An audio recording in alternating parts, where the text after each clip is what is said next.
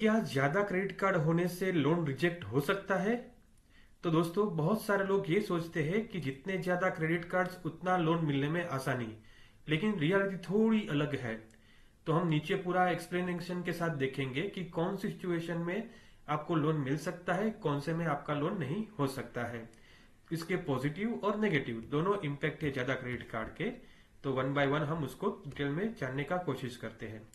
Positive impact क्या रहता है? जैसे किसी के पास मल्टीपल क्रेडिट कार्ड्स है, लेकिन वो कब पॉजिटिव इम्पैक्ट क्रिएट करता है कि जब वो टाइमली उसका पेमेंट करता है, ऑन टाइम बिल पेमेंट करता है, क्रेडिट कार्ड के जो भी ड्यूज है वो आउटस्टैंडिंग नहीं रखता है, मिनिमम बैलेंस भी आउटस्टैंडिंग नहीं रखता है, उसको भी वो पे कर लेता है।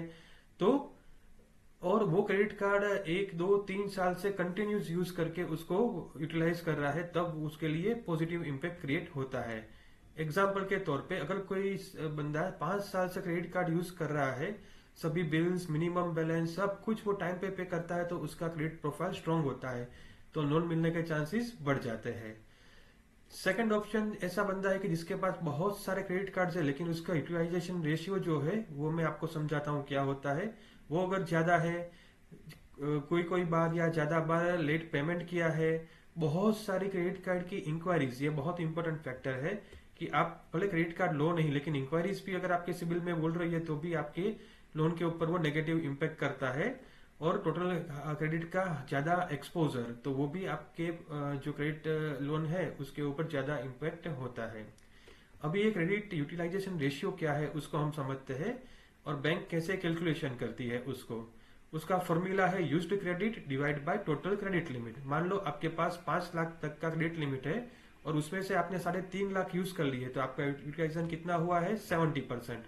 और आइडियल सिचुएशन में यूटिलाइजेशन 30% के आसपास होना चाहिए या उससे नीचे होना चाहिए। अगर इससे ज्यादा है तो वो आपको लोन अप्रूवल में थोड़ा इश्यू क्रिएट करवा सकता है। हम एक एग्जाम्पल के तौर पे समझते हैं कि राजेश के पास 4 क्रेडिट कार्ड है, और चारों कार्ड की लिमिट मिला के है 4 लाख रुपए, और उसका अभी आउटस्टैंडिंग बैलेंस है 3,20,000। मीन्स उसने ऑलमोस्ट 80% क्रेडिट कार्ड का ये जो यूटिलाइज है वो कर लिया है। और राजेश ने क्या किया? 5 लाख की पर्सनल लोन के लिए अप्लाई किया।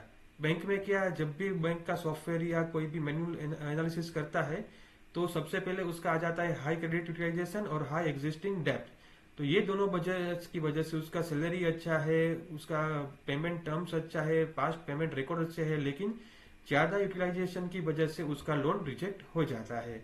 सेम वे दूसरा एक एग्जांपल देखते हैं कि प्रिया के पास भी 4 क्रेडिट कार्ड है, उसकी लिमिट भी सेम 4 लाख है, लेकिन उसका आउटस्टैंडिंग बैलेंस सिर्फ है 40,000। मीन्स टोटल लोन का उसने सिर्फ 10% ही यूटिलाइज किया है।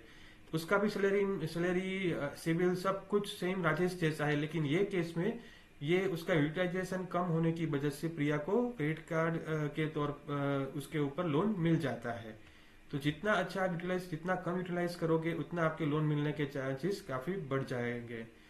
और उसके सिवा भी आपका जो सिबिल स्कोर है, पेमेंट हिस्ट्री है, एग्जिस्टिंग लोन, ईएमआई, वो भी आपका मैटर करेगा। लेकिन ये एक प्राइम जो की फैक्टर है कि जो आपको सबसे पहले ध्यान रखना चाहिए।